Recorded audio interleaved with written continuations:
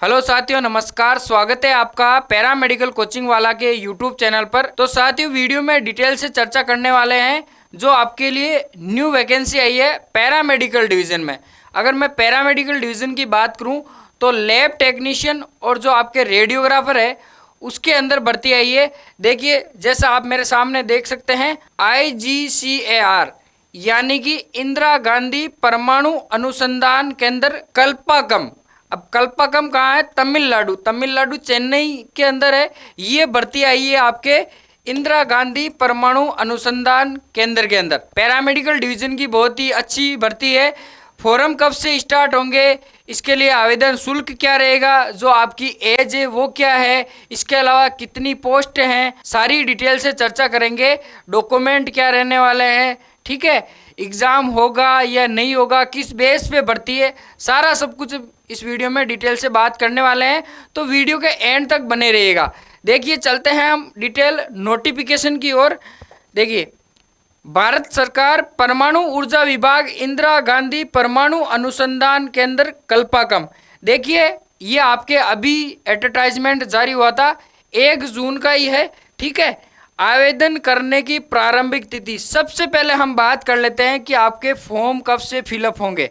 Form की हम बात कर लेते हैं। देखिए, आवेदन करने की प्रारंभिक तिथि मतलब आपके फॉर्म स्टार्ट हो चुके हैं 1 जून 2024 से। ये देखिए, 1/6/2024, 1/6/2024 यानी 1 जून से जो आपके फॉर्म है वो स्टार्ट हो चुके हैं। 1/6/2024 से लेके आवेदन करने की जो आपके अंतिम तिथि है वो है आपके 30 जून।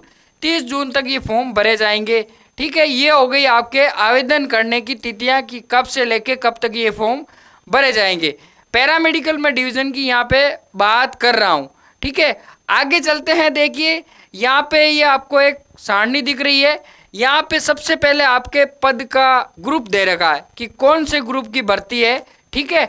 लैब टेक्नीशियन और जो आपके रेडियोग्राफर की भर्ती है। इसके अलावा आपके पद कोड दे रखा है। ये पद कोड आपको ज़रूर ध्यान रखना है। इसी के बेस पे आगे हम डिटेल से बात करेंगे कि आपके भर्ती किस बेस पे है, इसके अलावा आवेदन शुल्क क्या है, इसी के बेस पे मैं आपको समझाने वाला हूँ। इसके अलावा आगे देखिए, पद का नाम दे रखा है, आगे दे रखा है पे मैट्रिक्स लेवल, जो आपका पे ग्रेड है वो क्या रहने वाला है। इसके अलावा प्रारंभिक वेतन, जो आपकी स्टार्टिंग सैलरी है वो क्या रहने वाली है, कितनी पोस्ट हैं, इसके अलावा जो आपकी एज है वो क्या रहने वाली है, मैक्सिमम जो एज है वो भी यहाँ पे दे रखी है। मिनिमम एज क्या है, मैक्सिमम एज यहाँ पे बता रखी है, वो भी हम आगे बात कर लेंगे। देखिए, हम पैरामेडिकल डिवीज़न में चलते हैं। तो सभी जो पैरामेडिकल डिवीज़न की भर्तियाँ हैं, ग्रुप बी की भर्तियाँ हैं। अब ग्रुप बी के अंदर बात करें, ये देखिए साथियों, आप नोटिफिकेशन के अंदर देख सकते हैं वैज्ञानिक सहायक बी पैथोलॉजी, ठीक है। सबसे पहले मैं बात कर लेता हूँ पे मैट्रिक्स लेवल की। तो जो भी पैरामेडिकल डिवीज़न की भर्तियाँ हैं, इनका जो पे मैट्रिक्स लेवल है वो 6 रहने वाला है। आगे मैं इसकी प्रारंभिक सैलरी की बात करूँ तो इन सब के अंदर आपके 35,400 आपकी स्टार्टिंग सैलरी बता रखी है। अब देखिए, जो पैथोलॉजी डिपार्टमेंट के अंदर भर्ती है, मतलब लैब टेक्नीशियन वालों के लिए बात करूं तो यहाँ पे 6 पोस्ट हैं, ठीक है। मैक्सिमम एज क्राइटेरिया है वो 30 ईयर्स है। बाकी देखिएगा, जो SC ST है, OBC है या विकलांग है, उनको एडिशनल छूट भी दी गई है, वो हम आगे डिटेल से बात भी कर लेंगे। आगे चलते हैं। देखिए, रेडियोग्राफर वालों के लिए वैज्ञानिक सहायक बी रेडियोग्राफी, इसकी जो पोस्ट है वो कितनी है, 1 है, ठीक है। इसका भी जो एज लिमिट है मैक्सिमम 30 है। इसके अलावा देखिए, और रेडियोग्राफर के अंदर अलग से एक पद और दे रखा है, वैज्ञानिक सहायक बी न्यूक्लियर मेडिसिन टेक्नोलॉजिस्ट, ठीक है। अगर इसकी मैं पोस्टों की बात करूं तो इसकी 4 पोस्ट हैं और इसकी भी सेम ही एज है, मैक्सिमम एज 30 साल। बाकी छूट भी मिलेगी आपको एज के अंदर। एज में जो छूट का प्रावधान है वो हम आगे बात करेंगे, किस कैटेगरी को कितनी छूट है। अब चलते हैं हम आगे। इसका जो क्वालिफिकेशन है कि जो ये अलग अलग 3 पोस्ट दे रखी है आपके, अगर मैं लैब टेक्नीशियन में बात करूं और आपके रेडियोग्राफर में बात करूं तो जो आपका क्वालिफिकेशन है वो क्या है। देखिए, सबसे पहले हम बात कर लेते हैं। यहाँ पे देखिए, 6 पोस्ट आई है किसके अंदर, जो पैथोलॉजी डिपार्टमेंट है, 6 पोस्ट है। इसके अंदर लैब टेक्नीशियन वालों के लिए ये, ठीक है। लैब टेक्नीशियन मतलब जो भी बीएससी एमएलटी, बीएससी एमएलटी आगे दे भी रखा है, यहाँ पे डीएमएलटी भी दे रखा है साथियों। डीएमएलटी ये एजुकेशन क्वालिफिकेशन है, ठीक है। ये 6 पोस्ट हैं, जिसमें 3 तो आपके जनरल की पोस्टें हो गई, एक ओबीसी की है, एससी की एक है और ईडब्ल्यूएस की एक। ये टोटल कितनी हो गई? 6 पोस्टें। अब देखिए यहाँ पे शैक्षणिक जो आपकी एजुकेशन है वो क्या रहने वाली है? बीएससी मेडिकल लैब टेक्नोलॉजी, मतलब बीएससी एमएलटी। बीएससी एमएलटी वाला इसमें आवेदन कर सकता है, उसमें आपके फर्स्ट डिवीजन होना चाहिए। इसके अलावा देखिए 60% अंक के साथ बीएससी के पश्चात मेडिकल लैब टेक्नोलॉजी डीएमएलटी में न्यूनतम पोस्ट ग्रेजुएट डिप्लोमा। आपका जो डिप्लोमा है पोस्ट ग्रेजुएट वो डिप्लोमा होना चाहिए, और बीएससी आपकी जो न्यूनतम जो बीएससी होती है वो बीएससी जो नॉर्मल बीएससी के अंदर आपके 60% होने चाहिए।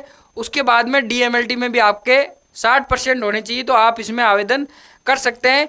इस पैथोलॉजी वाले के लिए जो भी ये लैब टेक्नीशियन की वैकेंसी है, ये देखिए इसका पद कोड है SAB01, ठीक है। आगे चलते हैं रेडियोग्राफर वालों के लिए। यहाँ पे देखिए आयु सीमा की मैं पहले बात कर लेता हूँ। आयु सीमा जो भी लैब टेक्नीशियन और जो भी ये रेडियोग्राफर की भर्ती है, मिनिमम जो आयु है वो आपके 18 साल रहने वाले, मतलब 18 साल के अगर आप हो गए हैं और आपके पास ये एजुकेशन है तो आप ये आवेदन कर सकते हैं 18, और मैक्सिमम इसमें है 30 साल। बाकी अलग अलग कैटेगरी के हिसाब से छूट का प्रावधान भी है, वो मैं आगे और बात करूंगा। ये पे मैट्रिक्स लेवल हो गए आपके, बात कर ली थी हमने। और जो भी आपके सेंट्रल गवर्नमेंट की भर्ती है, तो जितने भी केंद्र कर्मचारियों के लिए जो भत्ते होते हैं वो इसमें दे होंगे। सेंट्रल गवर्नमेंट की बहुत ही अच्छी भर्ती है ये। अब देखिए आगे चलते हैं रेडियोग्राफर वालों के लिए। इसके अंदर एक ही पोस्ट है साथियों, और वो भी ओबीसी कैटेगरी के लिए। ये देखिए ओबीसी कैटेगरी दे रखा है, और रेडियोग्राफर वालों के लिए ये एक ही पोस्ट है, ओबीसी रेडियोग्राफी रिक्ति 1।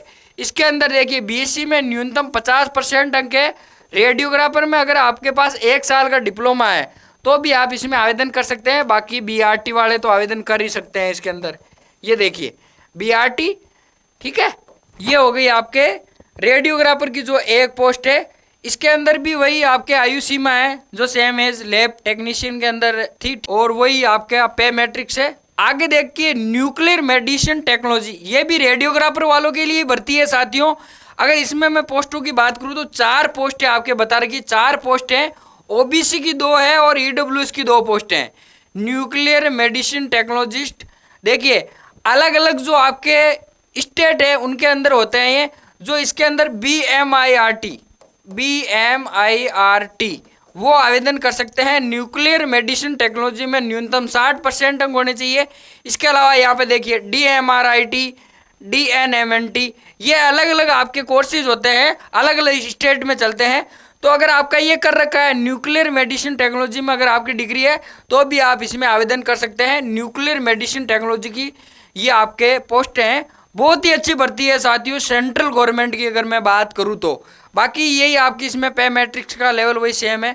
अब चलते हैं अगले पॉइंट की ओर, जो आपका मेन चयन प्रक्रिया क्या रहेगी। सर चयन प्रक्रिया किस प्रकार से हमारा चयन होगा इस भर्ती के लिए, हम आवेदन तो कर देंगे।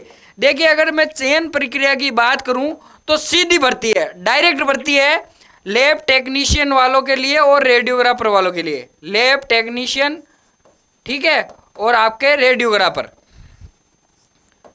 सीधी भर्ती है, मतलब कोई एग्जाम नहीं होगा। तो सर किस बेसिस पे होगा, देखिए यहाँ पे दे रखा है व्यक्तिगत साक्षात्कार में प्रदर्शन, मतलब आपका क्या होगा, पहले इंटरव्यू होगा, और यदि उम्मीदवारों की संख्या अधिक होती है, जब आपका इंटरव्यू वगैरह होगा और उसमें अगर उम्मीदवारों की संख्या अधिक होती है तो केंद्र के पास पात्र उम्मीदवार जो भी वहाँ पे साक्षात्कार मतलब इंटरव्यू के लिए जो भी स्टूडेंट उपस्थित होते हैं उनके लिए एक स्क्रीनिंग टेस्ट आयोजित किया जाएगा, और स्क्रीनिंग टेस्ट के अंदर उम्मीदवारों की संख्या सीमित की जाएगी। पहले आपका स्क्रीनिंग टेस्ट लिया जाएगा। ये टेस्ट कब लिया जाएगा, जब आवेदन करने वालों की संख्या बहुत ज़्यादा होगी।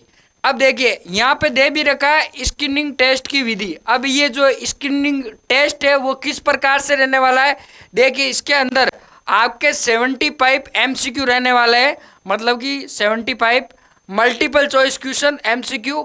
आपका एक क्वेश्चन राइट होता है तो 3 नंबर मिलेंगे और गलत के लिए 1 अंक काटा जाएगा, मतलब नेगेटिव मार्किंग भी इसमें होने वाली है अगर ये स्क्रीनिंग टेस्ट आयोजित होता है तो। बाकी सीधी भर्ती है, आपके इंटरव्यू के आधार पे आपको लिया जाएगा। और ये जो परीक्षा की अवधि है ये 90 मिनट की होगी। देखिए स्क्रीनिंग जो आपका टेस्ट होगा उसके अंदर कैंडिडेट शॉर्ट लिस्ट किए जाएंगे, और वो कितने किए जाएंगे, जैसे जो आपकी पोस्ट है, अगर मैं लैब टेक्नीशियन वालों की बात करूं तो 6 पोस्ट है। अब इसके अंदर 10 गुना, मतलब कि 60 कैंडिडेट को सेलेक्ट किया जाएगा इस स्क्रीनिंग टेस्ट में। ये हो गए आपके 10 गुना कैंडिडेट। फिर जो भी आपके समान अंक वाले जो उम्मीदवार होंगे कट ऑफ के अनुसार, उनको साक्षात्कार के लिए मतलब कि वो किया जाएगा सेलेक्ट। इसके बाद में जो भी आपके इस केंद्र का निर्णय होगा वही इसका अंतिम निर्णय होगा, जो भी ये भर्ती करवा रहा है। ठीक है, आगे चलते हैं। ऊपरी आयु सीमा में छूट। अब देखिए मैंने जैसे आपको बताया था कि अलग अलग कैटेगरी के हिसाब से छूट भी दी गई है आपकी आयु सीमा के अंदर। अगर मैं आयु सीमा में छूट की बात करूं, जिन पदों पर आरक्षण नहीं है, जो भी आपके जनरल कैटेगरी है उसमें कोई भी आयु सीमा में छूट का प्रावधान नहीं है। मतलब जनरल वालों के लिए 18 से 30 साल वही उम्मीदवार इसमें आवेदन कर सकते हैं। बाकी विभिन्न श्रेणियों के लिए आयु सीमा में छूट इस प्रकार है। यहाँ पे आप देख सकते हैं अनुसूचित जाति जनजाति श्रेणी जो आरक्षित पद हेतु आवेदन किया है, ऊपरी आयु सीमा में अधिकतम 5 वर्ष। ओबीसी श्रेणी के जिन्होंने संबंधित श्रेणी के लिए आरक्षित पद हेतु आवेदन किया है, आयु सीमा में अधिकतम 3 वर्ष। अलग अलग कैटेगरी के हिसाब से आपकी यहाँ पे छूट दे रखी है। जो भी विकलांग कैंडिडेट है उनके लिए भी छूट दे रखी है। यहाँ पे 10 वर्ष की अलग अलग ये छूट का प्रावधान है आयु सीमा के अंदर। तो जो डिटेल आपको नोटिफिकेशन है वो हमारे पैरा मेडिकल कोचिंग वाला के टेलीग्राम चैनल पे मिल जाएगा, तो आप वहाँ से जाके इसे डिटेल में रीड कर लीजिएगा। इंग्लिश में भी ये नोटिफिकेशन उपलब्ध है आपके लिए, इसके अलावा हिंदी में भी ये नोटिफिकेशन उपलब्ध है। साइट से भी आप डाउनलोड कर सकते हैं। बाकी पैरा मेडिकल कोचिंग वाला के टेलीग्राम चैनल पे वीडियो के साथ में आपको ये नोटिफिकेशन मिल जाएगा। अब देखिए आगे चलते हैं आवेदन शुल्क। अब हम बात कर लेते हैं आपके आवेदन शुल्क की। सर हमारा जो फॉर्म का फीस है वो क्या रहने वाला है? देखिए जो आपके लैब टेक्नीशियन और जो रेडियोग्राफर की भर्ती है वो आ रही है इस सेकंड वाले पॉइंट में। देखिए SAB 01 से SAB 03, तो यहाँ पे कितना रखा गया है? 200 रुपये। लैब टेक्नीशियन और रेडियोग्राफर वालों के लिए आवेदन शुल्क कितना है? 200 रुपये। मतलब 200 रुपये आपका आवेदन शुल्क है। बाकी देखिए जो भी अनुसूचित जाति SC ST या जो भी दिव्यांग कैंडिडेट है और महिला उम्मीदवारों को आवेदन शुल्क के भुगतान से छूट प्रदान की गई। जो भी SC ST के कैंडिडेट है या जो भी महिलाएं हैं उनको जो भी आवेदन शुल्क है इसमें छूट का प्रावधान किया गया है। आगे चलते हैं। ये ऑनलाइन परीक्षा हेतु के अंदर साथियों ये आपके लिए नहीं है क्योंकि ये सीधी भर्ती है। देखिए यहाँ पे नोट लगा के दे रखा है। अगर ये स्क्रीनिंग टेस्ट की आवश्यकता पड़ी, मतलब अगर इंटरव्यू के अंदर ज़्यादा कैंडिडेट पार्टिसिपेट होते हैं तो स्क्रीनिंग टेस्ट का आयोजन किया जाएगा। और जो भी आपके IGCR ये जो भर्ती करवा रहा है उसकी सूचना आपको अलग से दी जाएगी। ये अन्य स्थान पर आयोजित किया जाएगा। यहाँ पे आप देख भी सकते हैं स्क्रीनिंग टेस्ट का कार्यक्रम यदि आवश्यक होगा तो वेबसाइट पर अलग से सूचित किया जाएगा। जो भी वेबसाइट है उस पर अलग से इसके लिए सूचित किया जाएगा अगर इसकी आवश्यकता पड़ी तो। बाकी ये आपके डायरेक्ट इंटरव्यू के आधार पर भर्ती है। अब देखिए आगे चलते हैं, हम डॉक्यूमेंट की बात कर लेते हैं कि कौन कौन से डॉक्यूमेंट आपको इस भर्ती में चाहिए।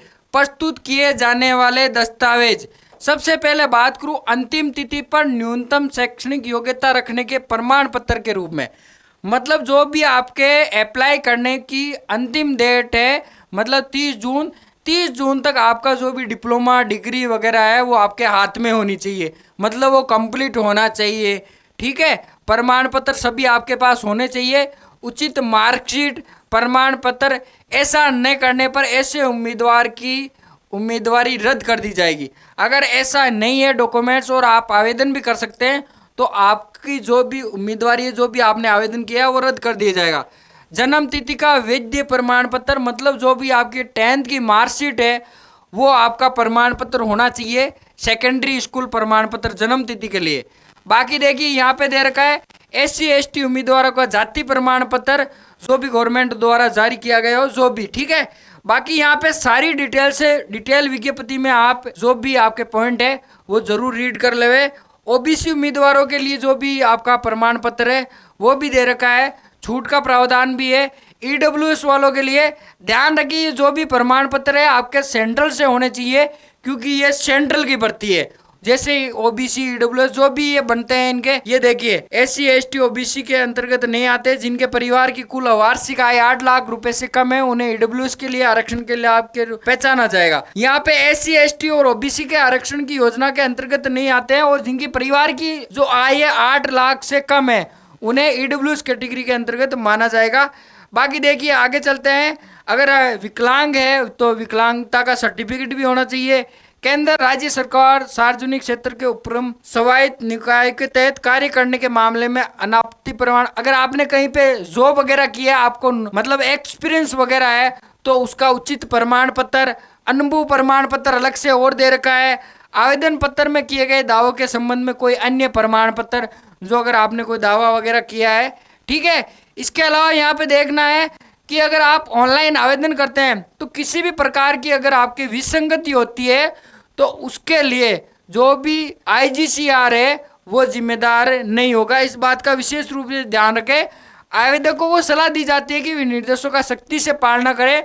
मतलब जो भी आपके दिशा निर्देश दिए गए हैं डिटेल से विज्ञप्ति में वो रीड करके ही आप आवेदन करें, ठीक है। बाकी देखिए यहाँ पे चेतावनी भी दे रखी है, जो आवेदन अपेक्षा के अनुरूप नहीं होंगे उन्हें अस्वीकार कर दीजिएगा।